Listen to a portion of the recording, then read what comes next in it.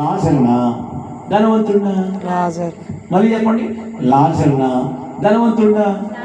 ఎలాగో 10 సార్లు అడిగినందుకు మీకు కూడా డౌట్ వచ్చేస్తుంది, ఏంటి ఇన్నిసార్లు అడిగినట్టు ఏదో ఉందనుకుంటారు. హల్లెలూయా. నీతిమంతుని జాబితాల్లో నీతి మార్గములో దేవుని కృప పొందిన లాజరు మంచి నివాస స్థలంలో ఉన్నాడు. దేవునికి స్తోత్రం కలుగునుగా. మరలా ఇద్దరు చూద్దాం. సిలువలో 2 దొంగలు ఉన్నారు కదా. 2 దొంగలు జ్ఞానవంతులు. చూడండి, జాగ్రత్తగా వినండి. ఎంత అద్భుతకరం అంటే యేసుక్రీస్తుని అప్పగిస్తున్న ఇస్కరియోతు యూదా కూడా ఒక అవకాశం ఇచ్చాడు దేవుడు లాస్ట్లో కూడా. మీలో నన్ను ఒకడు అప్పగించబోతున్నాడు అన్నప్పుడు పశ్చాత్తాపడుంటే కనుక, చూడండి, మీలో నన్ను ఒకడు అప్పగించబోతున్నాడు డిక్లేర్ చేసేసాడు. దొంగ అక్కడే ఉన్నాడు, యేసయ్య అక్కడే ఉన్నాడు, శిష్యులందరూ అక్కడే ఉన్నాడు, అందులో డౌట్ లేదు, నేనే అని అడిగి తెలుసు. ఆడికి తెలుసుండి ప్రభువా నేనా నేనా నేనా అని అంటున్నాడు. హల్లెలూయా, హల్లెలూయా. యేసయ్య దగ్గర వచ్చిన ప్రాబ్లం ఏంటంటే ఎక్కడో మేడి చెట్టు ఎక్కిన జక్కయ్య కనబడిపోయాడు యేసయ్యకి. హల్లెలూయా. మీకు అర్థమవుతుందండి? ఎక్కడో కూర్చొని చెట్టు కింద కూర్చున్న పిలుపు కనబడిపోయాడు యేసయ్యకి. హల్లెలూయా.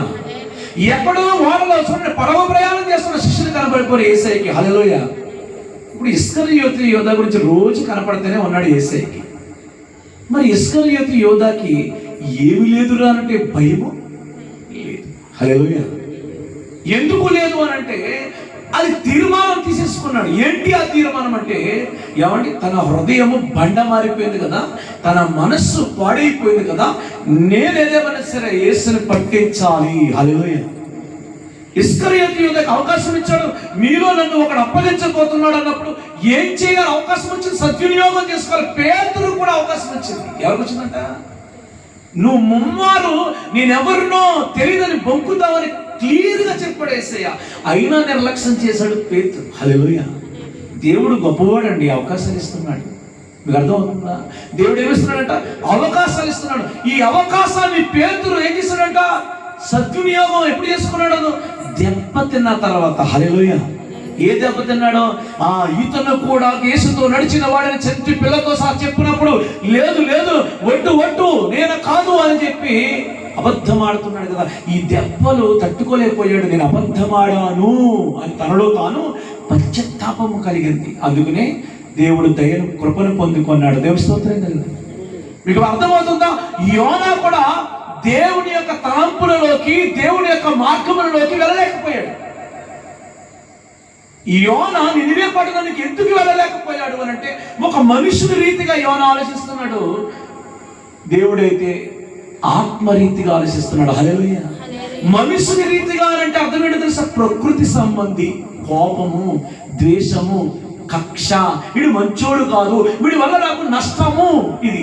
మరి ఆత్మ సంబంధి, వాడిని రక్షించాలి, వాళ్ళని బాగు చేయాలి, వాళ్ళని క్షమించాలి, ఇది దేవుని ప్రేమతత్వం.